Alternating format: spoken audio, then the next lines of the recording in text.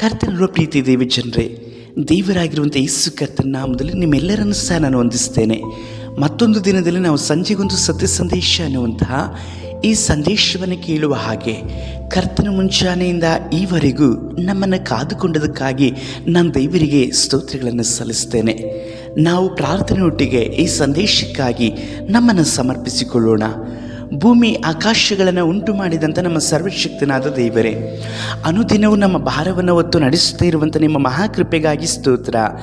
ಈ ದಿನವೂ ಸಹ ನಿಮ್ಮ ಪವಿತ್ರವಾದಂಥ ವಚನಗಳನ್ನು ಧ್ಯಾನಿಸುವ ಹಾಗೆ ನಮಗೆ ಅನುಗ್ರಹಿಸಿಕೊಟ್ಟಂತಹ ಕೃಪೆಗಾಗಿ ನಾವು ನಿಮ್ಮನ್ನು ವಂದಿಸ್ತೇನೆ.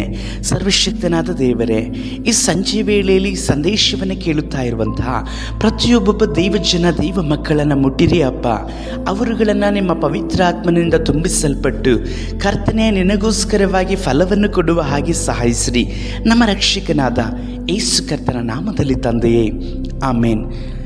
ಕರ್ತನಲ್ಲಿರುವ ಪ್ರೀತಿ ದೇವಜನರೇ, ದೇವರಾಗಿರುವಂಥ ಯೇಸು ಕರ್ತನ ಮುಖಾಂತರವಾಗಿ ನಮ್ಮೆಲ್ಲರಿಗೂ ಸಹ ಪವಿತ್ರಾತ್ಮ ದಾನವಾಗಿದೆ.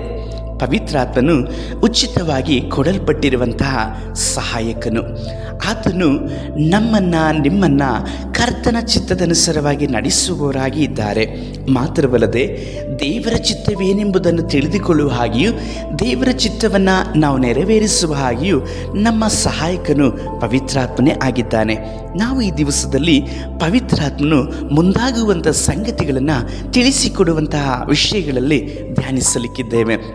ಸಮಯದಲ್ಲಿ ನಾವು ಯೋಹಾನನ ಬರೆದ ಸುವಾರ್ತೆ ಪುಸ್ತಕ 16ನೇ ಅಧ್ಯಾಯ 13ನೇ ವಚನವನ್ನು ಓದಿಕೊಳ್ಳೋಣ. ಸತ್ಯದ ಆತ್ಮನು ಬಂದಾಗ ಆತನು ನಿಮ್ಮನ್ನು ನಡೆಸಿಕೊಂಡು ಹೋಗಿ ಸಕಲ ವಿಷಯದಲ್ಲಿಯೂ ಸತ್ಯಕ್ಕೆ ಸೇರಿಸುವನು. ಆತನು ತನ್ನಷ್ಟಕ್ಕೆ ತಾನೇ ಮಾತಾಡದೆ ಕೇಳಿದ ಮಾತುಗಳನ್ನೇ ಆಡುವನು ಮತ್ತು ಮುಂದಾಗುವ ಸಂಗತಿಗಳನ್ನು ನಿಮಗೆ ತಿಳಿಸುವನು. ಪ್ರಿಯರೇ, ದೇವರಾಗಿರುವಂಥ ಯೇಸು ಕರ್ತನು ನಮಗೆ ಪವಿತ್ರಾತ್ಮ ದಾನವನ್ನು ಅನುಗ್ರಹಿಸಿಕೊಟ್ಟರು. ಅವರೇ ಹೇಳುತ್ತಾರೆ, ನಾನು ಹೋಗುವಂಥದ್ದು ನಿಮಗೆ ಹಿತವಾಗಿದೆ ಎಂಬುದಾಗಿ ಹೇಳಿ. ಯೇಸು ಕರ್ತನು ಈ ಭೂಮಿಯ ಮೇಲೆ ಸರಿಸುಮಾರು 33.5 ವರ್ಷಗಳ ತನಕವಾಗಿದ್ದು, ಆ ನಂತರದಲ್ಲಿ ಅವರು ಶಿಲುಬೆ ಮೇಲೆ ಸಾಯಲ್ಪಟ್ಟು 3ನೇ ದಿನದಲ್ಲಿ ಮರಣವನ್ನು ಜಯಿಸಲ್ಪಟ್ಟು ಆ ನಂತರದಲ್ಲಿ ಅವರು ಪರಲೋಕಕ್ಕೆ ಹೋಗಲ್ಪಟ್ಟರು. ಅವರು ಮರಣವನ್ನು ಜಯಿಸಿದ ನಂತರದಲ್ಲಿ ಅನೇಕ ಶಿಷ್ಯರಿಗೆ ಕಾಣಿಸಿಕೊಂಡು ತಾನು ಜೀವಿಸುತ್ತೇನೆ ಎಂಬುದಾಗಿ ಹೇಳಲ್ಪಟ್ಟರು. ಮಾತ್ರವಲ್ಲದೆ ಅವರು ಮರಣಿಸುವುದಕ್ಕಿಂತಲೂ ಮುಂಚಿತವಾಗಿ ಹೇಳಲ್ಪಟ್ಟಂತಹ ಅನೇಕ ಸಂಗತಿಗಳಲ್ಲಿ ಮುಖ್ಯವಾದದ್ದು ಪವಿತ್ರಾತ್ಮನು. ಯಾಕಂದರೆ ತಂದೆಯ ಕಾಲಮಾನ ಒಂದು ಇತ್ತು. ಆ ಕಾಲದಲ್ಲಿ ತಂದೆಯು ತನ್ನ ಜನಗಳಿಗೆ ಪ್ರವಾದಿಗಳನ್ನು, ಯಾಜಕರನ್ನು, ಮಹಾಯಾಜಕರನ್ನು, ದೇವದರ್ಶಿಗಳನ್ನು, ಮಾತ್ರವಲ್ಲದೆ ನ್ಯಾಯಸ್ಥಾಪಕರುಗಳನ್ನು ನೇಮಿಸಲ್ಪಟ್ಟು ಆ ಮುಖಾಂತರವಾಗಿ ತನ್ನನ್ನು ಪ್ರಕಟಿಸಿಕೊಂಡರು. ಮಾತ್ರವಲ್ಲದೆ ತನ್ನ ಮಗನನ್ನು ಸಹ ಒಂದು ಕಾಲಮಟ್ಟದಲ್ಲಿ ಅವರು ಕಳಿಸುತ್ತೇನೆಂಬುದಾಗಿ ಹೇಳಿ ಪ್ರವಾದಿಗಳನ್ನು ಕಳಿಸಲ್ಪಟ್ಟರು. ಹಳೆಯ ಒಡಂಬಡಿಕೆಯಲ್ಲಿರುವಂತಹ ಎಲ್ಲ ಸಂಗತಿಗಳು ಸಹ ಯೇಸು ಕರ್ತನ ಪ್ರವಾದನೆಯನ್ನು ಕುರಿತಾಗಿ, ಅಂದರೆ ಯೇಸು ಕರ್ತನ ಬರೋಣದ ಕುರಿತಾಗಿ, ಮರಣದ ಕುರಿತಾಗಿ, ಆತನ ಪುನರುತ್ಥಾನದ ಕುರಿತಾಗಿ, ಮಾತ್ರವಲ್ಲದೆ ನಿತ್ಯ ರಾಜ್ಯದ ಕುರಿತಾಗಿಯೂ ಸಹ ಪ್ರವಾದಿಸಲ್ಪಟ್ಟರು. ಯೇಸು ಕರ್ತನು ನಮ್ಮನ್ನು ಕುರಿತಾಗಿ, ಪವಿತ್ರಾತ್ಮನನ್ನ ಕುರಿತಾಗಿಯೂ ಸಹ ಮಾತನಾಡಲ್ಪಟ್ಟರು. ಪವಿತ್ರಾತ್ಮನು ನಮ್ಮೆಲ್ಲರಿಗೂ ಸಹ ಯೇಸು ಕರ್ತನ ಮುಖಾಂತರವಾಗಿ ಕೊಡಲ್ಪಟ್ಟಿರುವಂತಹ ಶಾಶ್ವತವಾದಂತಹ ಜೊತೆಗಾರನಾಗಿ ಇದ್ದಾನೆ. ಪವಿತ್ರಾತ್ಮನ ದಿನಗಳಲ್ಲಿ ನಾನು ನೀವುಗಳು ಜೀವಿಸುತ್ತಾ ಇದ್ದೇವೆ. ಯೇಸು ಕರ್ತನ ಕಾಲ ಒಂದಿತ್ತು.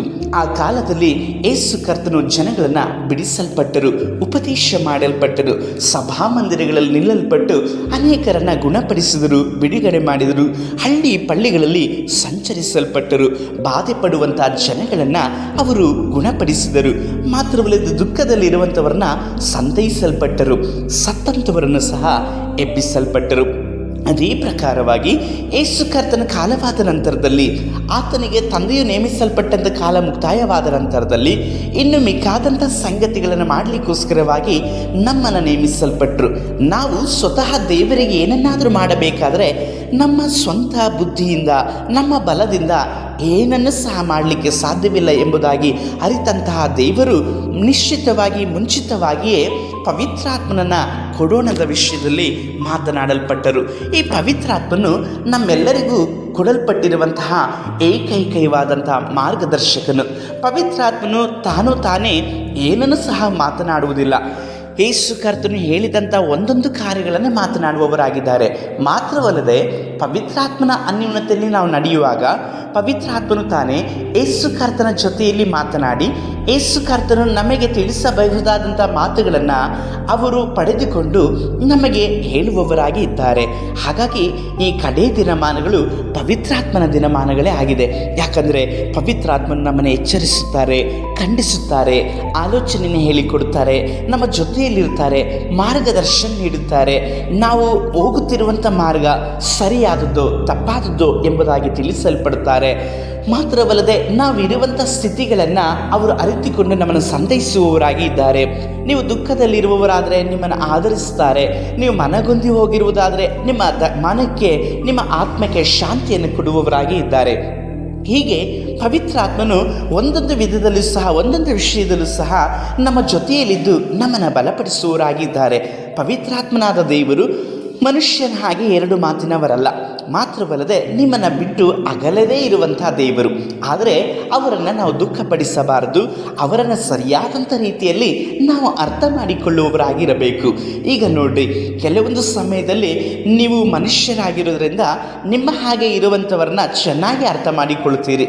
ಅವರು ಯಾವ ವಿಷಯದಲ್ಲಿ ಕೋಪಿಸಿಕೊಳ್ಳುತ್ತಾರೆ, ಅವರಿಗೆ ವಿಶೇಷವಾದಂಥ ಆಹಾರ ಯಾವುದು, ಅವರಿಗೆ ಯಾವುದು ಮೆಚ್ಚುಗೆ ಆಗ್ತದೆ, ಅವರಿಗೆ ಯಾವುದು ಮೆಚ್ಚುಗೆ ಆಗೋದಿಲ್ಲ, ಅವರು ಯಾವ ಸಮಯದಲ್ಲಿ ಎದ್ದೇಳುತ್ತಾರೆ, ಮಲಗುತ್ತಾರೆ, ಹೀಗೆ ಅನೇಕ ಸಂಗತಿಗಳ ವಿಷಯದಲ್ಲಿ ನಿಮ್ಮ ಪ್ರೀತಿ ಪಾತ್ರರ ಬಗ್ಗೆ ನಿಮಗೆ ತಿಳುವಳಿಕೆ ಇರುತ್ತದೆ. ಅದೆಲ್ಲದಕ್ಕಿಂತಲೂ ಹೆಚ್ಚಾಗಿ ಅವರು ನಿಮ್ಮನ್ನು ಬಿಟ್ಟು ಹೋಗಬಹುದು, ಕೆಲವೊಂದು ಬಾರಿ ನಿಮ್ಮ ಜೊತೆಯಲ್ಲಿ ಮಾತನಾಡದಂತೆ ಇರಬಹುದು. ಮಾತ್ರವಲ್ಲದೆ ನೀವು ನಂಬಿದ್ದಕ್ಕಿಂತಲೂ ಅವರು ಅಪರಿಮಿತವಾದಂಥ ಕಾರ್ಯಗಳೆಲ್ಲ ನೀವು ಅವರ ವಿಷಯದಲ್ಲಿ ನಂಬಲ್ಪಟ್ಟಂಥ ಸಮಯದಲ್ಲೂ ಸಹ ಅವರು ಅದಕ್ಕೆ ಬದ್ಧರಾಗದೇ ಇರಬಹುದು. ಆದರೆ ಪವಿತ್ರಾತ್ಮನಾದ ದೇವರು ಹಾಗಲ್ಲ. ಅವರು ಯಾವಾಗಲೂ ಸಹ ನಿಮ್ಮ ಕೂಡ ಇರುವವರಾಗಿದ್ದಾರೆ. ನಿಮ್ಮನ್ನು ಅವರು ಆಲೋಚನೆ ಹೇಳಿಕೊಟ್ಟು ನಡೆಸುವವರಾಗಿದ್ದಾರೆ. ಆದರೆ ಅವರನ್ನು ದುಃಖಪಡಿಸಬಾರದು. ಪವಿತ್ರಾತ್ಮನನ್ನು ದುಃಖಪಡಿಸುವಂಥ ಸಂಗತಿಗಳು ಯಾವುದು ಗೊತ್ತಾ? ಅವರ ಹೆಸರಿನಲ್ಲಿ ಅವರು ಹೇಳದೇ ಇರುವಂಥ ಕಾರ್ಯಗಳನ್ನು ಪವಿತ್ರಾತ್ಮನೇ ಹೇಳ್ತಾ ಇದ್ದಾರೆ ಎಂಬುದಾಗಿ ಹೇಳುವಂಥದ್ದು. ಅದು ನಡೆಯದೇ ಇರುವಂಥ ಕಾರ್ಯಗಳೆಲ್ಲವೂ ಸಹ ಪವಿತ್ರಾತ್ಮನು ಹೇಳಿರುವಂಥ ಕಾರ್ಯಗಳಲ್ಲ. ಹಾಗಾಗಿ ಎಲ್ಲವೂ ನಡೆಯದೇ ಇರುವಂಥ ಕಾರ್ಯಗಳು ಪವಿತ್ರಾತ್ಮನು ಹೇಳಿಲ್ವಾ ಎಂಬುದಾಗಿ ನೀವು ಆಲೋಚಿಸಬಹುದು. ಕೆಲವೊಂದು ಕಾರ್ಯಗಳನ್ನು ಪವಿತ್ರಾತ್ಮನು ಹೇಳಿರುವಾಗಲೂ ಸಹ ಅದಕ್ಕನುಸಾರವಾಗಿ ನಮ್ಮ ನಡೆಸುವವರು ಆ ಪವಿತ್ರಾತ್ಮನು ನಿಜವಾಗಿ ಸಮಯವನ್ನು ತೆಗೆದುಕೊಳ್ಳುತ್ತಾರೆ. ಪ್ರವಾದನೆಗಳು ಇವತ್ತಿಗೂ ನೆರವೇರುತ್ತಾ ಇದೆ. ಅದನ್ನು 2000 ವರ್ಷಗಳಿಂದ ಹೇಳಲ್ಪಟ್ಟಾರಲ್ವಾ? ಅದೇ ರೀತಿಯಲ್ಲಿ ಪವಿತ್ರಾತ್ಮನು ಸತ್ಯವಾಗಿ ಹೇಳಿರುವಂಥ ಒಂದೊಂದು ಸಂಗತಿಗಳು ಸಹ ಕೆಲವೊಂದು ತಡವಾಗಿ ನಡೆಯಲ್ಪಡುತ್ತದೆ ಮತ್ತು ಕೆಲವು ಅತಿ ಬೇಗನೆ ನಡೆಯಲ್ಪಡುವಂಥದ್ದಾಗಿದೆ. ಸರಿ, ಈಗ ಪವಿತ್ರಾತ್ಮನ ಮುಂದಾಗುವಂಥ ಸಂಗತಿಗಳನ್ನು ಹೇಗೆ ತಿಳಿಸಲ್ಪಡ್ತಾರೆ ಅನ್ನುವಂಥ ಸಂಗತಿಗಳನ್ನೇ ನಾವು ಈ ದಿವಸಗಳಲ್ಲಿ ತಿಳಿಸಲ್ಪಡ್ತಾ ಇದ್ದಾರೆ. ಮುಂಚಿತವಾಗಿ ಹೇಳಲ್ಪಟ್ಟ ಪ್ರಕಾರವಾಗಿ ಪವಿತ್ರಾತ್ಮನು ನಿಮಗೆ ಕೊಟ್ಟಿರುವಂಥದ್ದು ನಿಮ್ಮ ಪ್ರಯೋಜನಕ್ಕೋಸ್ಕರವಾಗಿ. ಯಾಕಂದರೆ ಯೇಸು ಹೇಳಿದ್ದಾರೆ, ನಾನು ಹೋಗುವಂಥದ್ದು ನಿಮಗೆ ಹಿತಕರವಾಗಿದೆ. ನಾನು ಹೋದ ಮೇಲೆ ಸತ್ಯದ ಆತ್ಮನು ಬರ್ತಾನೆ, ಸಹಾಯಕನು ಬರ್ತಾನೆ. ಆತನು ಬಂದು ನಿಮ್ಮನ್ನು ಸಕಲ ವಿಧದಲ್ಲೂ ಸಹ ಸತ್ಯಕ್ಕೆ ಸೇರಿಸುವರು ಎಂಬುದಾಗಿ ಹೇಳಿ. ಸತ್ಯ ಅಂದರೆ ಯಾರು? ಯೇಸು ಕರ್ತನು ಹೇಳಲ್ಪಟ್ಟರು, ನಾನೇ ಮಾರ್ಗವು ಸತ್ಯವೂ ಜೀವವೂ ಆಗಿದ್ದೇನೆ ಎಂಬುದಾಗಿ ಹೇಳಿ. ನನ್ನನ್ನು ನಿಮ್ಮನ್ನು ಯೇಸು ಕರ್ತನ ಬಳಿಯಲ್ಲಿ ಸೇರಿಸುವಂತಹ ಒಂದು ಮಹಾ ಆಜ್ಞೆಯನ್ನು, ಮಹಾ ಒಪ್ಪಂದವನ್ನು ಪವಿತ್ರಾತ್ಮನು ವಹಿಸಿಕೊಂಡಿದ್ದಾರೆ. ನಾವು ಪವಿತ್ರಾತ್ಮನಿಗೆ ಅಧೀನವಾಗುವಾಗ ಪವಿತ್ರಾತ್ಮನು ಯೇಸು ಕರ್ತನ ಮಾರ್ಗದಲ್ಲಿಯೂ ಯೇಸು ಕರ್ತನ ಬೋಧನೆಯಲ್ಲಿಯೂ ಮಾತ್ರವಲ್ಲದೆ ಅವರ ಅನ್ಯೋನ್ಯತೆಯಲ್ಲಿ ನನ್ನನ್ನು ನಿಮ್ಮನ್ನು ನಡೆಸುವವರಾಗಿ ಇದ್ದಾರೆ. ಹಾಗಾಗಿ ನಾವು ಎಂದಿಗೂ ಸಹ ಪವಿತ್ರಾತ್ಮನ ಅನ್ಯೋನ್ಯತೆಯನ್ನು ಬಿಟ್ಟುಕೊಡಬಾರದು. ಸರಿ, ನಾವು ಅಪೊಸ್ತಲರ ಕೃತ್ಯಗಳು 20ನೇ ಅಧ್ಯಾಯ 23ನೇ ವಚನವನ್ನು ಓದಿಕೊಳ್ಳೋಣ. ನಿನಗೆ ಬೇಡಿಗಳು, ಸಂಕಟಗಳು ಕಾದುಕೊಂಡಿವೆ ಎಂದು ಪವಿತ್ರಾತ್ಮನು ಎಲ್ಲ ಪಟ್ಟಣಗಳಲ್ಲಿಯೂ ನನಗೆ ಖಂಡಿತವಾಗಿ ಹೇಳುತ್ತಾನೆ. ಇಷ್ಟು ಮಾತ್ರ ಬಲ್ಲೆನು.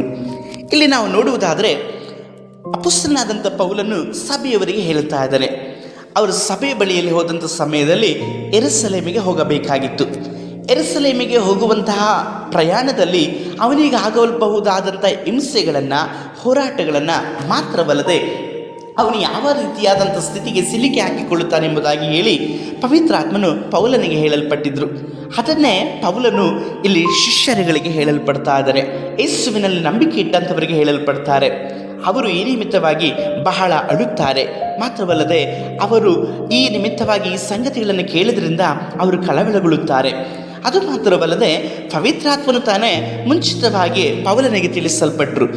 ದೇವರು ಸ್ವರಕ್ತದಿಂದ ಸಂಪಾದಿಸಿಕೊಂಡಂಥ ಸಭೆಯನ್ನು ಪರಿಪಾಲಿಸುವುದಕ್ಕಾಗಿ ಪವಿತ್ರಾತ್ಮನು ನಿಮ್ಮನ್ನೇ ಆ ಹಿಂಡಿನ ಅಧ್ಯಕ್ಷರಾಗಿ ಇಟ್ಟಿರುವುದರಿಂದ ನಿಮ್ಮ ವಿಷಯದಲ್ಲೂ ಎಲ್ಲ ಹಿಂಡಿನ ವಿಷಯದಲ್ಲೂ ಎಚ್ಚರಿಕೆಯಾಗಿರಿ ಎಂಬುದಾಗಿ ಹೇಳಿ ಅದೇ 26ರಲ್ಲಿ 28ರಲ್ಲಿ ಹೇಳಲ್ಪಡ್ತಾ ಇದ್ದಾರೆ. ಹಾಗಾಗಿ ಇಲ್ಲಿ ಪೌಲನ ಮಾತುಗಳನ್ನು ಗಮನಿಸಿರಿ. ಪೌಲನು ಹೇಳ್ತಾ ಇದ್ದಾರೆ, ಪವಿತ್ರಾತ್ಮನು ಹೇಳ್ತಾ ಇದ್ದಾರೆ ಎಂಬುದಾಗಿ ಹೇಳಿ ಯಾವ ಸಂಗತಿಗಳನ್ನು ಹೇಳ್ತಾ ಇದ್ದಾರೆ? ಮುಂದಾಗುವಂಥ ಸಂಗತಿಗಳನ್ನು ತಿಳಿಸಲ್ಪಡ್ತಾ ಇದ್ದಾರೆ. ಹೌದು ಪ್ರಿಯರೇ, ನಾಳೆ ಆಗುವಂಥ ಸಂಗತಿಗಳನ್ನು, ಮುಂದಿನ ವರ್ಷದಲ್ಲಿ ಆಗುವಂಥ ಸಂಗತಿಗಳನ್ನು, ನಮ್ಮ ಜೀವಿತದಲ್ಲಿ ಭವಿಷ್ಯದಲ್ಲಿ ಆಗುವಂಥ ಸಂಗತಿಗಳನ್ನು ಈಗಲೇ ತಿಳಿಸಲ್ಪಡುವ ಆತನು ಪವಿತ್ರಾತ್ಮನಾಗಿದ್ದಾರೆ. ಅವರಿಗೆ ಮರೆಯಾಗಿದ್ದು ಯಾವುದೂ ಇಲ್ಲ. ಪವಿತ್ರಾತ್ಮನು ವಿಶೇಷವಾದಂಥ ಆಲೋಚನೆಕರ್ತನು ಬಲವುಳ್ಳವರಾಗಿ ಇದ್ದಾರೆ. ಪವಿತ್ರಾತ್ಮನು ನಮಗೆ ಮುಂದಾಗುವಂಥ ಸಂಗತಿಗಳನ್ನು ತಿಳಿಸುವಾಗ ನಾವು ಅವುಗಳ ವಿಷಯದಲ್ಲಿ ಎಚ್ಚರಿಕೆಯನ್ನು ತೆಗೆದುಕೊಳ್ಳಬೇಕು. ಮಾತ್ರವಲ್ಲದೆ ದೇವರಿಗಾಗಿ ಮಾಡುವಂಥ ಒಂದೊಂದು ಕಾರ್ಯಗಳ ವಿಷಯದಲ್ಲೂ ಸಹ ಪವಿತ್ರಾತ್ಮನೇ ನಮಗೆ ಆಲೋಚನೆ ಹೇಳಿಕೊಡುವವರಾಗಿದ್ದಾರೆ. ಆ ಆಲೋಚನೆಗಳನ್ನು ಸಹ ನಾವು ಪಾಲಿಸಬೇಕಾಗುತ್ತದೆ. ಇಲ್ಲಿ ಪೌಲನಿಗೆ ಮುಂದಾಗುವಂಥ ಸಂಗತಿಗಳು ಅದು ಹಿಂಸೆಯ ಸಮಯವಾಗಿತ್ತು, ಹಿಂಸೆಗಳಾಗಿತ್ತು, ಬಂಧನಗಳಾಗಿತ್ತು. ಅವನನ್ನು ತೆಗೆದುಕೊಂಡು ಸೆರೆಮನೆಯಲ್ಲಿ ಹಾಕಲಿಕ್ಕಿತ್ತು. ಆದರೂ ಸಹ ಆ ಒಂದು ವಾಕ್ಯಗಳಿಗೆ, ಪವಿತ್ರಾತ್ಮನ ಮಾತುಗಳಿಗೆ ಪೌಲನು ಸಮ್ಮತಿ ಕೊಡ್ತಾನೆ. ಕೆಲವೊಂದು ಸಮಯಗಳಲ್ಲಿ ನಮಗೆ ಹಿಂಸೆಗಳು, ಹೋರಾಟಗಳು, ಕಣ್ಣೀರುಗಳು ಇದೆ ಎಂಬುದಾಗಿ ಹೇಳಿ ಪವಿತ್ರಾತ್ಮನು ಹೇಳುವಾಗ ಅದನ್ನು ಸಹಿಸಿಕೊಳ್ಳಲಿಕ್ಕಾಗಿ ಬೇಕಾದಂಥ ಬಲವನ್ನು, ಸಹಾಯವನ್ನು, ತಾಳ್ಮೆಯನ್ನು ಪವಿತ್ರಾತ್ಮನೇ ಕೊಡುವವರಾಗಿದ್ದಾರೆ. ಆದರೆ ಆ ಹಿಂಸೆಗಳಾಗ್ತದಲ್ಲ ಎಂಬುದಾಗಿ ಹೇಳಿ ನಾವು ಆ ಸ್ಥಳಕ್ಕೆ ಹೋಗದ ಹಾಗೆ, ಆ ಜನಗಳ ಬಳಿಯಲ್ಲಿ ಹೋಗದ ಹಾಗೆ ಇರಬಾರದು. ಅದು ಪವಿತ್ರಾತ್ಮನ ಆಲೋಚನೆಗಳಲ್ಲ. ಒಂದು ವೇಳೆ ಆ ಸ್ಥಳಕ್ಕೆ ಹೋಗಬಾರದು ಎಂಬುದಾಗಿತ್ತು ಅಂದರೆ, ಆ ಜನಗಳನ್ನು ಸಂಧಿಸಬಾರದಿತ್ತು ಅಂದರೆ ಪವಿತ್ರಾತ್ಮ ದೇವರೇ ನಮಗೆ ಆಲೋಚನೆಯನ್ನು ಹೇಳಿಕೊಡುತ್ತಾರೆ.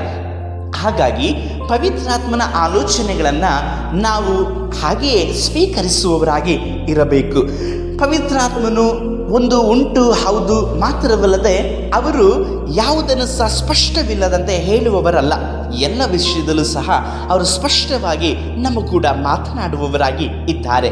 ಆದ ಕಾರಣ ಪವಿತ್ರಾತ್ಮನ ಆಲೋಚನೆಗಳಿಗೂ ಆತನ ಮಾತುಗಳು ಸ್ವೀಕರಿಸುವ ಹಾಗೆಯೂ ನಮ್ಮ ಹೃದಯಗಳನ್ನು, ನಮ್ಮ ಜೀವಿತಗಳನ್ನು ಅವರಿಗೆ ಸಮರ್ಪಿಸಿಕೊಟ್ಟವರಾಗಿ ನಾವು ಜೀವಿಸಲಿಕ್ಕಾಗಿ ಕಲಿತುಕೊಳ್ಳಬೇಕು. ಯಾಕಂದರೆ ಪವಿತ್ರಾತ್ಮನ ಐಕ್ಯತೆ ಇಲ್ಲದಿದ್ದರೆ ನಾವು ಏನನ್ನು ಸಹ ಮಾಡಲಿಕ್ಕೆ ಸಾಧ್ಯವಿಲ್ಲ. ಮಾತ್ರವಲ್ಲದೆ ಅದೇ ಅಪೊಸ್ತಲ ಕೃತ್ಯಗಳು 21ನೇ ಅಧ್ಯಾಯದಲ್ಲಿ 11ನೇ ವಚನದಲ್ಲಿ ನೋಡುವುದಾದರೆ, ಪೌಲನ ನಡುಕಟ್ಟನ್ನು ತೆಗೆದು ತನ್ನ ಕೈಕಾಲುಗಳನ್ನು ಕಟ್ಟಿಕೊಂಡು, ಈ ಮನುಷ್ಯನು ನಡುಕಟ್ಟು ಯಾವುದೋ ಆ ಮನುಷ್ಯನನ್ನು ಯೆಹೂದ್ಯರು ಇದೇ ರೀತಿಯಲ್ಲಿ ಯೆರೂಸಲೇಮಿನಲ್ಲಿ ಕಟ್ಟಿ ಅನ್ಯ ಜನರ ಕೈಗೆ ಒಪ್ಪಿಸಿಕೊಡುವರು, ಹೀಗೆ ಪವಿತ್ರಾತ್ಮನು ಹೇಳುತ್ತಾನೆಂಬುದಾಗಿ ಹೇಳಿದನು. ಇಲ್ಲಿ ನಾವು ನೋಡುವುದಾದರೆ ಅಪೊಸ್ತಲನಾದಂಥ ಪೌಲನು ತನ್ನ ಜೀವಿತದಲ್ಲಿ ನಡೆಯುವಂಥ ಸಂಗತಿಗಳನ್ನು ಪವಿತ್ರಾತ್ಮನು ತಿಳಿಸ್ತಾರೆ ಎಂಬುದಾಗಿ ಹೇಳಲ್ಪಟ್ಟರು. ಯೂದಾಯದಿಂದ ಅಗಬನೆಂಬ ಪ್ರವಾದಿಯು ಪೌಲನಿದ್ದಂಥ ಸ್ಥಳಕ್ಕೆ ಬಂದು ಪೌಲನ ನಡುಕಟ್ಟುಗಳನ್ನು, ಅವನ ವಸ್ತ್ರಗಳನ್ನು ತೆಗೆದುಕೊಂಡು ಅವುಗಳಲ್ಲಿ ಕೈಗಳನ್ನು, ಕಾಲುಗಳನ್ನು ಕಟ್ಟಿಕೊಂಡು, ಈ ಮನುಷ್ಯನು ಹೀಗೆ ಅವನ ಹಿಂಸೆಗಳು, ಬಂಧನಗಳು ಕಾದಿದೆ ಎಂಬುದಾಗಿ ಹೇಳಿ ಪವಿತ್ರಾತ್ಮನೇ ನನಗೆ ಹೇಳುತ್ತಾ ಇದ್ದಾರೆ ಎಂಬುದಾಗಿ ಹೇಳುವಂಥ ಸಂಗತಿಗಳನ್ನು ನಾವು ನೋಡುತ್ತಾ ಇದ್ದೇವೆ. ಇದು ಮುಂಚಿತವಾಗಿ ಪೌಲನೇ ಹೇಳಿದ್ದನು. ನನಗೆ ಪವಿತ್ರಾತ್ಮನೇ ಹೇಳ್ತಾ ಇದ್ದಾರೆ, ನನಗೆ ಹಿಂಸೆಗಳು, ಹೋರಾಟಗಳು, ಬಂಧನಗಳು, ಬೇಡಿಗಳೆಲ್ಲವೂ ಸಹ ಕಾಯಲ್ಪಟ್ಟಿದೆ ಎಂಬುದಾಗಿ ಹೇಳಲ್ಪಟ್ಟರು. ಅದನ್ನು ಅವರು ನಿಷ್ಸ್ಪಷ್ಟವಾಗಿ, ಸ್ಪಷ್ಟವಾದಂಥ ರೀತಿಯಲ್ಲಿ ಸ್ಪಷ್ಟವಾಗಿ ಹೇಳಲ್ಪಟ್ಟಿದ್ರು. ಆ ಸ್ಪಷ್ಟತೆಗೆ ಮತ್ತು ಪವಿತ್ರಾತ್ಮನು ಮತ್ತೊಬ್ಬ ದೈವ ಮನುಷ್ಯನನ್ನು, ಅಗಬ ಅನ್ನುವಂಥ ಪ್ರವಾದಿಯನ್ನು ಉಪಯೋಗಿಸಲ್ಪಟ್ಟು ಅದನ್ನು ಮತ್ತು ಸ್ಪಷ್ಟಪಡಿಸ್ತಾ ಇದ್ದಾರೆ. ಅದೇ ರೀತಿಯಲ್ಲಿ ಪವಿತ್ರಾತ್ಮನು ಕೆಲವೊಂದು ಸಮಯದಲ್ಲಿ ನಮ್ಮ ಜೀವಿತದಲ್ಲಿ ಆಗುವಂಥ ಸಂಗತಿಗಳನ್ನು ನಮಗೆ ಮಾತ್ರವಲ್ಲದೆ ಇತರರಿಗೂ ಸಹ ತಿಳಿಸಲ್ಪಡುತ್ತಾರೆ. 2-3 ಮುಖಾಂತರವಾಗಿ ಮಾತನಾಡಿರ್ತಾರೆ. ಆ ಆಲೋಚನೆಗಳನ್ನು ಹೇಳಿಕೊಡ್ತಾರೆ. ಆ ಸಮಯದಲ್ಲಿ ನಾವು ಅವುಗಳನ್ನು ಸ್ವೀಕರಿಸಬೇಕು. ಅವುಗಳ ವಿಷಯದಲ್ಲಿ ಎಚ್ಚರಿಕೆಯಿಂದ ಮುಂದುವರಿಯಬೇಕು. ಕೆಲವೊಂದು ಸಮಯದಲ್ಲಿ ಕರ್ತನಿಗೆ ನಾವು ಸಾಕ್ಷಿಯಾಗಿ ಜೀವಿಸಲಿಕ್ಕಾಗಿ ಈ ಸಂಗತಿಗಳನ್ನು ಪವಿತ್ರಾತ್ಮನು ನಮ್ಮ ಜೀವಿತದಲ್ಲಿ ಮಾಡಲಿಕ್ಕೋಸ್ಕರವಾಗಿ ಅವರು ಆಲೋಚನೆಯನ್ನು ಹೇಳಿಕೊಡುತ್ತಾರೆ. ಆ ಎಲ್ಲ ಸಂಗತಿಗಳನ್ನು ನಡೆಸಲಿಕ್ಕೋಸ್ಕರವಾಗಿ ಯೇಸುವೇ ನಮಗೆ ಅನುಮತಿಸ್ತಾರೆ. ಹಾಗಾಗಿ ನಿಮ್ಮ ಜೀವಿತದಲ್ಲಿ ಈಗ ಇರುವಂಥ ಒಂದೊಂದು ಹೋರಾಟಗಳಲ್ಲಿಯೂ, ಕಷ್ಟಗಳಲ್ಲಿಯೂ, ಪಾಡುಗಳಲ್ಲೂ, ಅವಮಾನ, ಹಿಂಸೆಗಳು, ನಿಂದನೆಗಳು, ಇವುಗಳೆಲ್ಲ ವಿಷಯದಲ್ಲೂ ಸಹ ಪವಿತ್ರಾತ್ಮನು ನಿಮಗೆ ಆಲೋಚನೆಯನ್ನು ಹೇಳಿಕೊಟ್ಟಿರಬಹುದು, ಅಥವಾ ತಂದೆಯ ಚಿತ್ತವೇ ಅದಾಗಿರಬಹುದು. ಹಾಗಾಗಿ ನೀವು ಪವಿತ್ರಾತ್ಮನ ಜೊತೆಯಲ್ಲಿ ಸಾಗಿರಿ. ಈ ಹಿಂಸೆಗಳು ಮಾರ್ಪಾಡಾಗಲ್ಪಡ್ತದೆ. ಈ ಹಿಂಸೆಗಳ ನಡುವೆ ಪವಿತ್ರಾತ್ಮ ನಿಮ್ಮ ಜೊತೆಯಲ್ಲಿರುವಾಗ ನೀವು ಸಂತೈಸುವಿಕೆಯನ್ನು, ಆಧರಿಸುವಿಕೆಯನ್ನು ಹೊಂದಿಕೊಳ್ಳುತ್ತೀರಾ. ಮೊದಲು ನೆನಪು ಮಾಡಿಕೊಳ್ಳ್ರಿ, ಮನುಷ್ಯರ ಸಂತೈಸುವಿಕೆ ನಮ್ಮನ್ನು ಎಷ್ಟು ಮಾತ್ರಕ್ಕೂ ಸಹ ಬಲಪಡಿಸಲಿಕ್ಕೆ ಸಾಧ್ಯವಿಲ್ಲ. ಪವಿತ್ರಾತ್ಮನ ಅನುಸಾರವಾಗಿ ನಾವು ಜೀವಿಸುವಾಗ ಪವಿತ್ರಾತ್ಮ ನಮ್ಮನ್ನು ಸಂತೈಸಲ್ಪಡುವಂಥದ್ದು ನಿಶ್ಚಯವಾಗಿ ಅದು ಪರಲೋಕದ ಬಲವಾಗಿರಲ್ಪಡ್ತದೆ. ಪರಲೋಕದ ಬಲವು ನಮ್ಮನ್ನು ಈ ಲೋಕದ ಬಲವಾದಂಥ ಹಿಂಸೆಗಳು, ಹೋರಾಟಗಳು, ಇಕ್ಕಟ್ಟುಗಳು ಮಾತ್ರವಲ್ಲದೆ ಮನುಷ್ಯರ ನಿಂದನೆ ಮಾತುಗಳು, ಅವರ ಅಪವಾದಗಳು, ಅಪಹಾಸ್ಯಗಳು ಇವೆಲ್ಲವುಗಳನ್ನು ಸಹ ಸಹಿಸಿಕೊಳ್ಳುವ ಹಾಗೆಯೂ ಅವೆಲ್ಲವನ್ನು ಎದುರಿಸುವ ಹಾಗೆಯೂ ಪವಿತ್ರಾತ್ಮನು ನಮ್ಮನ್ನು ಮುನ್ನಡೆಸುವರಾಗಿ ಇದ್ದಾರೆ. ಹಾಗಾಗಿ ಪ್ರಿಯ ದೇವರ ಮಗಳೇ, ನಿಮ್ಮ ಕುಟುಂಬದಲ್ಲಿ, ನಿಮ್ಮ ವೈಯಕ್ತಿಕ ಜೀವಿತದಲ್ಲಿ ನಡೆಯುವಂಥ ಎಷ್ಟೋ ಸಂಗತಿಗಳಿಗೆ ಪವಿತ್ರಾತ್ಮನನ್ನು ಒಪ್ಪಿಸಿಕೊಡ್ರಿ. ಪವಿತ್ರಾತ್ಮನ ಅನುಸಾರವಾಗಿ ನೀವು ನಡೆಯುವಾಗ ಆ ಎಲ್ಲ ಸಂಗತಿಗಳ ವಿಷಯದಲ್ಲೂ ಸಹ ಅವರು ಬಿಡುಗಡೆಯನ್ನು ಕೊಡುವವರಾಗಿ ಇದ್ದಾರೆ. ಯಾಕಂದರೆ ಪವಿತ್ರಾತ್ಮನು ನಮ್ಮನ್ನು ಸತ್ಯಕ್ಕೆ ಅನುಸಾರವಾಗಿ ನಡೆಸಲಿಕ್ಕೋಸ್ಕರವಾಗಿ ಕೊಡಲ್ಪಟ್ಟಂಥವರಾಗಿ ಇದ್ದಾರೆ. ಪವಿತ್ರಾತ್ಮನು ಎಂದೆಂದಿಗೂ ಸಹ ನಮ್ಮನ್ನು ಆಧರಿಸಿ ನಡೆಸಲ್ಪಡುವವರಾಗಿ ಇದ್ದಾರೆ. ಯಾಕಂದರೆ ನಾವು ರೋಮ 8:4 ವಾಕ್ಯದನುಸಾರವಾಗಿ ನೋಡುವುದಾದರೆ, ಶರೀರ ಭಾವಕ್ಕೆ ಅನುಸಾರವಾಗಿ ನಡೆಯದೆ ಪವಿತ್ರಾತ್ಮನುಸಾರವಾಗಿ ನಡೆಯುವವರಾದ ನಮ್ಮಲ್ಲಿ ಧರ್ಮಶಾಸ್ತ್ರದ ನಿಯಮವು ನೆರವೇರುವುದಕ್ಕೆ ಮಾರ್ಗವಾಯಿತು ಎಂಬುದಾಗಿ ಹೇಳಿ. ಅಂದರೆ ಶರೀರದ ಭಾವದ ಅನುಸಾರವಾಗಿ, ನಮ್ಮ ಇಷ್ಟದ ಅನುಸಾರವಾಗಿ, ನಮ್ಮ ಆಲೋಚನೆಗೆ ಅನುಸಾರವಾಗಿ ನಮಗೆ ಕಾಣುವಂಥದ್ದೇ ಸತ್ಯ ಎಂಬುದಾಗಿ ಹೇಳಿ, ಅದುವೇ ಉತ್ತಮವಾದದ್ದು ಎಂಬುದಾಗಿ ಹೇಳಿ ನಾವು ಜೀವಿಸಲಿಕ್ಕಾಗಿ ಕರೆಯಲ್ಪಟ್ಟಂಥವರಲ್ಲ. ನಾವು ನೋಡುವಂಥ ಒಂದೊಂದು ನೋಟಗಳು ಸಹ ಅದು ಪವಿತ್ರಾತ್ಮನದಾಗಿ ಇರುವುದಿಲ್ಲ. ಹಾಗಾಗಿ ನಾವು ಪವಿತ್ರಾತ್ಮನ ಅನುಸಾರವಾಗಿ ಕರೆಯಲ್ಪಟ್ಟವರಾಗಿ ಇದ್ದೇವೆ. ಆತನ ಅನುಸಾರವಾಗಿ ಜೀವಿಸಲಿಕ್ಕಾಗಿ ಕರೆಯಲ್ಪಟ್ಟಂಥವರಾಗಿ ಇದ್ದೇವೆ. ಹಾಗಾಗಿ ನಾವು ನೋಡುವಂಥದ್ದು ಪವಿತ್ರಾತ್ಮನನುಸಾರವಾಗಿ ಇರಬೇಕು.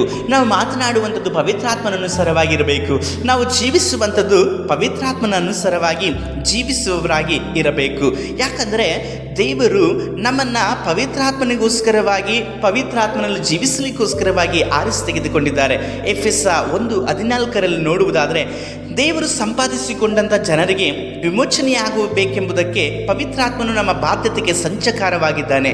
ಆ ವಿಮೋಚನೆಯು ದೇವರ ಮಹಿಮೆಗೆ ಎಷ್ಟೋ ಪ್ರಖ್ಯಾತಿಯನ್ನು ಉಂಟು ಮಾಡುವುದು ಎಂಬುದಾಗಿ ಹೇಳಿ, ನಮ್ಮೆಲ್ಲರ ವಿಮೋಚನೆ ಈಗ ಹತ್ತಿರವಾಗಿದೆ. ಯೇಸು ಕರ್ತನು ಅತಿ ಬೇಗನೆ ಬರುವವರಾಗಿ ಇದ್ದಾರೆ. ಆತನನ್ನು ಸಂಧಿಸಲಿಕ್ಕೂ, ಆತನ ಮುಂದೆ ನಿಂತುಕೊಳ್ಳಲಿಕ್ಕೋಸ್ಕರವಾಗಿ ನಮಗೆ ಇರುವಂಥ ಏಕೈಕವಾದಂಥ ಭರವಸೆ ಯೇಸು ಕರ್ತನು, ಆತನ ಮುಖಾಂತರವಾಗಿ ಕೊಡಲ್ಪಟ್ಟಿರುವಂತಹ ಪವಿತ್ರಾತ್ಮನಾಗಿದ್ದಾರೆ. ಹಾಗಾಗಿ ಪವಿತ್ರಾತ್ಮನು ನಮ್ಮನ್ನು ಎಲ್ಲ ವಿಧದಲ್ಲೂ ಸಹ ನಡೆಸಲ್ಪಡುವಂಥ ಏಕೈಕ ರಕ್ಷಕರಾಗಿ ಇದ್ದಾರೆ. ಎಫೆಸ 6:17 ನೋಡುವುದಾದರೆ, ಇದಲ್ಲದೆ ರಕ್ಷಣೆ ಎಂಬ ಶಿರಸ್ತ್ರಾರವನ್ನು ಇಟ್ಟುಕೊಂಡು ಪವಿತ್ರಾತ್ಮನು ಕೊಡುವಂಥ ದೇವರ ವಾಕ್ಯ ಎಂಬ ಕತ್ತಿಯನ್ನು ಹಿಡೀರಿ ಎಂಬುದಾಗಿ ಹೇಳಲ್ಪಡ್ತಾರೆ. ಯಾಕಂದರೆ ಕಠಿಣ ಕಾಲಗಳ ವಿಷಯದಲ್ಲಿ ಪೌಲನು ಹೇಳುವಾಗ ಈ ಮಾತುಗಳನ್ನು ಹೇಳುತ್ತಾರೆ. ಕಠಿಣ ಕಾಲಗಳು ಬರ್ತದೆ. ಆ ಕಠಿಣ ಕಾಲಗಳನ್ನು ಬರುವಾಗ ನಾವು ಆ ಕಠಿಣ ಕಾಲಗಳನ್ನು, ಕಷ್ಟದ ಕಾಲಗಳನ್ನು ಎದುರಿಸಲಿಕ್ಕೆ ಸರ್ವ ಆಯುಧಗಳನ್ನು ಧರಿಸಿಕೊಳ್ಳಬೇಕು. ಆ ಆಯುಧಗಳನ್ನು ಧರಿಸಿಕೊಂಡ ನಂತರದಲ್ಲೇ ನಾವು ಕತ್ತಿಯನ್ನು ಹಿಡಿದುಕೊಳ್ಳಬೇಕು. ಆ ಕತ್ತಿ ಯಾರು ಕೊಡುತ್ತಾರೆ ಎಂಬುದಾಗಿ ನೋಡುವುದಾದರೆ ಪವಿತ್ರಾತ್ಮನೇ ವಾಕ್ಯ ಎಂಬ ಕತ್ತಿಯನ್ನು ಕೊಡುತ್ತಾರೆ. ಈಗ ನಿಮಗಿರುವಂಥ ಸಮಸ್ಯೆ, ನಿಮಗಿರುವಂಥ ಹೋರಾಟ, ನೀವಿರುವಂಥ ಸ್ಥಿತಿಗಳನ್ನು ನೋಡುವುದಾದರೆ ಪವಿತ್ರಾತ್ಮನು ನೀವು ಆತುಕೊಳ್ಳುವಾಗ ಪವಿತ್ರಾತ್ಮ ನಿಮಗೆ ವಾಕ್ಯವನ್ನು ಓದಲಿಕ್ಕಾಗಿ ಪ್ರೇರೇಪಿಸಲ್ಪಡುತ್ತಾರೆ. ಆ ವಾಕ್ಯದಲ್ಲಿ ನಿಮಗೆ ಪರಿಸ್ಥಿತಿಗಳು, ನಿಮ್ಮ ಎಲ್ಲ ಪರಿಸ್ಥಿತಿಗಳನ್ನು ಕುರಿತಾಗಿ ದೇವರು ಮಾತನಾಡುತ್ತಾರೆ. ಮಾತ್ರವಲ್ಲದೆ ಆ ಪರಿಸ್ಥಿತಿಗಳ ಅನುಸಾರವಾಗಿ ಅದರಿಂದ ಬಿಡುಗಡೆಗೋಸ್ಕರವಾಗಿ, ವಿಮೋಚನೆಗೋಸ್ಕರವಾಗಿಯೂ ಆ ಪರಿಸ್ಥಿತಿಗಳಿಂದ ನಿಮ್ಮನ್ನು ಬಿಡುಗಡೆ ಮಾಡಲಿಕ್ಕೆ ಏನೆಲ್ಲವನ್ನ ಕರ್ತನು ಮಾಡುತ್ತಾನೆ ಎಂಬುದಾಗಿಯೂ ಸಹ ವಾಗ್ದಾನ ಪೂರ್ವಕವಾದಂಥ ಮಾತುಗಳನ್ನು ಸಹ ಪವಿತ್ರಾತ್ಮನೇ ವಾಕ್ಯದ ಮುಖಾಂತರವಾಗಿ ನಿಮಗೆ ತಿಳಿಸಿಕೊಡುವವರಾಗಿ ಇದ್ದಾರೆ. ಹಾಗಾಗಿ ನಿಮ್ಮಲ್ಲಿ ಪವಿತ್ರಾತ್ಮನಿರೋದ್ರಿಂದ ಪವಿತ್ರಾತ್ಮನ ಸ್ವರಕ್ಕೆ ನಾವು ಕಿವಿಗೊಡಬೇಕು. ಯಾಕಂದರೆ ಇಬ್ರಿಯ 3:7 ಹೇಳಲ್ಪಡುತ್ತದೆ, ಪವಿತ್ರಾತ್ಮನು ಹೇಳುವ ಪ್ರಕಾರ ನೀವು ಈ ಹೊತ್ತು ದೇವರ ಶಬ್ದಕ್ಕೆ ಕಿವಿ ಕೊಟ್ಟರೆ ಎಷ್ಟೋ ಒಳ್ಳೆಯದೆಂಬುದಾಗಿ ಹೇಳಲ್ಪಡ್ತಾರೆ. ಹೌದು ಪ್ರಿಯರೇ, ಇಸ್ರಾಯೇಲರು ದೇವರ ಆತ್ಮನ ಸ್ವರಕ್ಕೆ ಕಿವಿಗೊಡಲಿಲ್ಲ. ಆದುದರಿಂದ ಅವರು ದೇವರಿಗೆ ಕೋಪವನ್ನು ಎಬ್ಬಿಸಲ್ಪಟ್ಟರು. ಇಂದು ಎಷ್ಟೋ ದೈವ ಮಕ್ಕಳುಗಳು ದೇವ ಸೇವಕರುಗಳು ಪವಿತ್ರಾತ್ಮನ ಸ್ವರಕ್ಕೆ ಕಿವಿಗೊಡದೆ ದೇವರ ವಿಷಯದಲ್ಲಿ ಅವರು ದೇವರಿಗೆ ಕೋಪವನ್ನು ಎಬ್ಬಿಸುವಂಥವರಾಗಿದ್ದಾರೆ, ದೇವರ ಕೋಪವನ್ನು ಬರಮಾಡಿಕೊಳ್ಳುವವರಾಗಿದ್ದಾರೆ.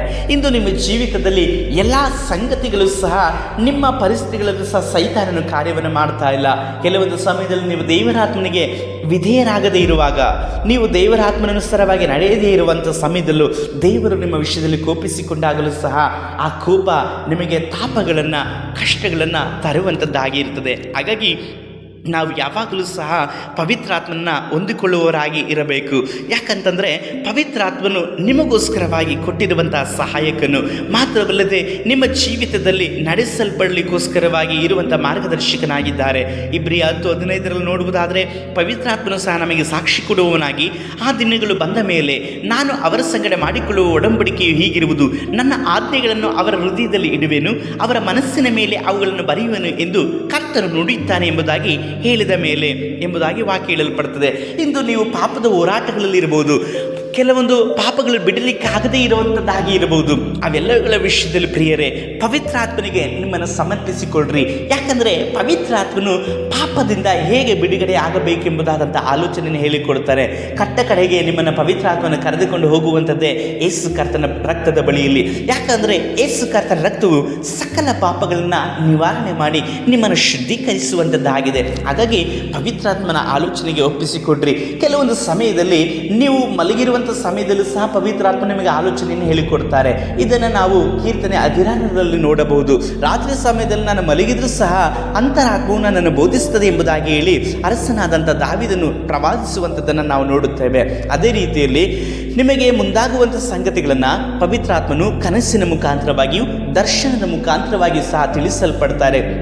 ಮತ್ತು ಕೆಲವು ಸಮಯಗಳಲ್ಲಿ ಪವಿತ್ರಾತ್ಮನು ನಿಮ್ಮ ಹೃದಯದಲ್ಲೇ ಮಾತನಾಡುತ್ತಾರೆ. ಮರಳಿ ಮರಳಿ ಒಂದೇ ಕಾರ್ಯಗಳು ನಿಮಗೆ ನೆನಪಾಗಲ್ಪಡ್ತಾ ಇರ್ತದೆ. ಮಾತ್ರವಲ್ಲದೆ ಅದೇ ಸಂಗತಿಗಳು ನೆನಪಾಗುವಾಗ ನಿಮ್ಮಲ್ಲಿ ದುಃಖವು, ಕಳವಳಗಳು ಉಂಟಾಗಲ್ಪಡ್ತದೆ. ಕೆಲವೊಂದು ಸಮಯದಲ್ಲಿ ನಿಮ್ಮ ಕಣ್ಣುಗಳಲ್ಲಿ ಕಣ್ಣೀರು ಬರ್ತಾನೆ ಇರುತ್ತದೆ. ನೀವು ಹೋಗಿ ಪ್ರಾರ್ಥಿಸುವಾಗ ಕರ್ತ ನಿಮ್ಮ ಕೂಡ ಮಾತನಾಡುವವರಾಗಿರುತ್ತಾರೆ. ಹಾಗಾಗಿ ಮರಳಿ ಮರಳಿ ನಿಮ್ಮ ಆಲೋಚನೆಗಳಲ್ಲಿ, ನಿಮ್ಮ ಹೃದಯದಲ್ಲಿ ಬರುವಂಥ ಒಂದೊಂದು ಸಂಗತಿಗಳು ಬರುವಾಗ ನೀವು ಕರ್ತನ ಸಮ್ಮುಖದಲ್ಲಿ ಮೊಣಕಾಲೂರುವಂಥದ್ದು ಒಳ್ಳೆಯದು. ಆಗ ಪವಿತ್ರಾತ್ಮ ನಿಮಗೆ ವಿಶೇಷವಾಗಿ ಸಹಾಯವನ್ನು ಮಾಡ್ತಾರೆ, ಮುಂದಾಗುವಂಥ ಸಂಗತಿಗಳನ್ನು ತಿಳಿಸಲ್ಪಡ್ತಾರೆ. ಕೆಲವೊಂದು ಸಂಗತಿಗಳು ನಡೆಯಲ್ಪಟ್ಟ ನಂತರದಲ್ಲಿ ನಿಮಗೆ ಅನಿಸ್ತದೆ, ಈ ಸಂಗತಿಗಳು ನನಗೆ ಆಗ್ತದೆ ಎಂಬುದಾಗಿ ಗೊತ್ತಾಗ್ತಾ ಇತ್ತಲ್ವ, ಮರಳಿ ಮರಳಿ ಈ ಸಂಗತಿಗಳು ನನ್ನ ಜೀವಿತದಲ್ಲಿ ಬರ್ತಾ ಇತ್ತಲ್ವ ಎಂಬುದಾಗಿ ಹೇಳಿ ನೆನೆಸಲ್ಪಡ್ತೀರಿ.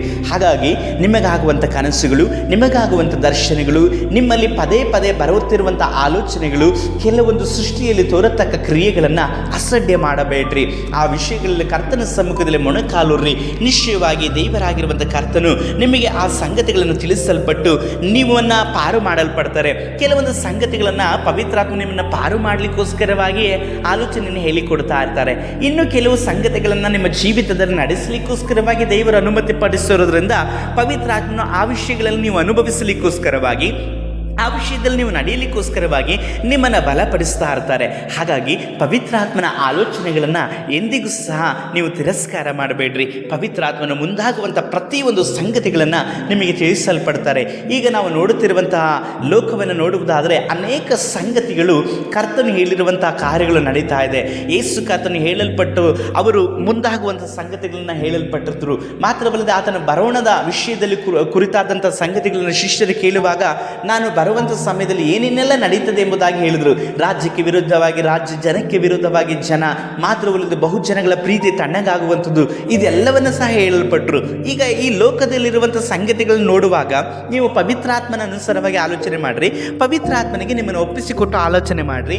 ಆಗ ಪವಿತ್ರಾತ್ಮನ ಸ್ಪಷ್ಟವಾಗಿ ಹೇಳುತ್ತಾರೆ, ಯೇಸು ಕರ್ತನು ಅತಿ ಬೇಗನೆ ಬರುವವರಾಗಿ ಇದ್ದಾರೆ, ನೀನು ಈಗ ನನ್ನ ಕೈಗೆ ಬಾ, ಸಿದ್ಧ ಮಾಡಿಕೋ, ನೀನು ಕರ್ತನನ್ನು ಸಂಧಿಸಲಿಕ್ಕೋಸ್ಕರವಾಗಿ ಸಿದ್ಧವಾಗಿ ಎಂಬುದಾಗಿ ಹೇಳಲ್ಪಡ್ತಾರೆ.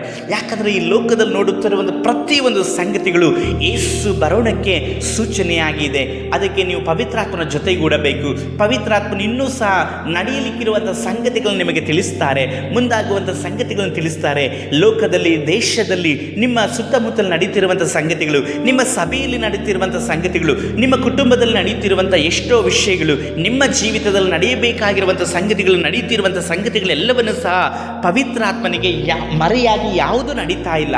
ಹಾಗಾಗಿ ನೀವು ಪವಿತ್ರಾತ್ಮನಿಗೆ ಒಪ್ಪಿಸಿಕೊಡುವಾಗ ನಿಶ್ಚಯವಾಗಿ ಮುಂದಾಗುವಂಥ ಸಂಗತಿಗಳನ್ನು ಪವಿತ್ರಾತ್ಮನು ನಿಮಗೆ ತಿಳಿಸುವವರಾಗಿದ್ದಾರೆ. ನಿಮ್ಮ ಜೀವಿತದಲ್ಲಿ ಪವಿತ್ರಾತ್ಮನಿಗೆ ಅವಕಾಶವನ್ನು ಕೊಡ್ರಿ. ನೀವು ಮಾತನಾಡಿದ್ದು ಸಾಕು, ನೀವು ಆಲೋಚಿಸಿದ್ದು ಸಾಕು, ನಿಮ್ಮ ಸ್ವಂತ ಬಲದಿಂದ ಕರ್ತನೆಗಾಗಿ ಜೀವಿಸಿದ್ದು ಸಾಕು. ಈಗ ಪವಿತ್ರಾತ್ಮನ ಬಲವನ್ನು ಆತುಕೊಳ್ಳ್ರಿ. ಪವಿತ್ರಾತ್ಮನು ನಿಶ್ಚಯವಾಗಿ ನಿಮ್ಮ ಸಂಗಡವಿದ್ದು ಮುಂದಾಗುವಂಥ ಸಂಗತಿಗಳನ್ನು ತಿಳಿಸುವವರಾಗಿದ್ದಾರೆ. ನಾವು ಪ್ರಾರ್ಥಿಸೋಣ. ಸರ್ವಶಕ್ತಿನಾದ ದೇವರೇ, ಯೇಸು ಕರ್ತನ ನಾಮದಲ್ಲಪ್ಪ ನಾವು ನಿಮ್ಮ ಸಮ್ಮುಖದಲ್ಲಿ ಪ್ರಾರ್ಥಿಸ್ತೇವೆ. ನಮಗೆ ಕೊಟ್ಟಿರುವಂತಹ ನಿಮ್ಮ ಪವಿತ್ರಾತ್ಮನಿಗಾಗಿ ನಾವು ನಿಮ್ಮನ್ನು ಕೊಂಡಾಡುತ್ತೇವೆ ಸ್ವಾಮಿ. ನಾವು ಪವಿತ್ರಾತ್ಮನನುಸಾರವಾಗಿ ಜೀವಿಸಲಿಕ್ಕಾಗಿ ಸಮರ್ಪಿಸಿಕೊಳ್ಳುತ್ತೇವೆ. ಈ ಸಂದೇಶವನ್ನು ಕೇಳಲ್ಪಟ್ಟಂತಹ ಒಬ್ಬೊಬ್ಬ ಸಹೋದರ ಸಹೋದರಿಯನ್ನು ಮುಟ್ಟಿರಿ, ಸೇವಕ ಸೇವಕಿಯರನ್ನು ಮುಟ್ಟಿರಿ ಅಪ್ಪ. ಅವರೊಬ್ಬೊಬ್ಬರ ಜೀವಿತದಲ್ಲೂ ಪವಿತ್ರಾತ್ಮನೇ ನೀವೇ ಆಳ್ವಿಕೆ ಮಾಡಿ ಅವರ ನಡೆಸಿರಿ ಎಂಬುದಾಗಿ ಪ್ರಾರ್ಥಿಸ್ತೇವೆ. ಕರ್ತನೆ, ನೀವಾಗೆ ಮಾಡುವುದಕ್ಕಾಗಿಯೂ ಕರ್ತನ ದಿನಕ್ಕೋಸ್ಕರವಾಗಿ ನೀವು ಸಿದ್ಧಪಡಿಸುವುದಕ್ಕಾಗಿ ಸ್ತೋತ್ರ. ಪವಿತ್ರಾತ್ಮನೆ, ನಿಮ್ಮ ಕರಗಳಿಗೆ ಸಮಸ್ತರನ್ನು ಸಮರ್ಪಿಸಿಕೊಳ್ಳುತ್ತೇವೆ. ನಡೆಸಿರಿ ನಮ್ಮ ರಕ್ಷಕನಾದ ಯೇಸು ಕರ್ತನ ನಾಮದಲ್ಲಿ ತಂದೆಯೇ, ಆಮೇನ್. ಕರ್ತನಲ್ಲೂ ಪ್ರೀತಿಯ ದೈವಜನರೇ, ಈ ಸಂದೇಶ ನಿಮಗೆ ಪ್ರಯೋಜನಕರವಾಗಿತ್ತು ಎಂಬುದಾಗಿ ನಾನು ನಂಬುತ್ತೇನೆ. ನಿಮ್ಮ ಯಾವುದೇ ಪ್ರಾರ್ಥನಾ ಮನವಿಗಳಿರುವುದಾದರೂ ನಮ್ಮೊಡನೆ ಹಂಚಿಕೊಳ್ಳ್ರಿ. ನಾವು ನಿಮಗೋಸ್ಕರವಾಗಿ ಪ್ರಾರ್ಥಿಸ್ತೇವೆ.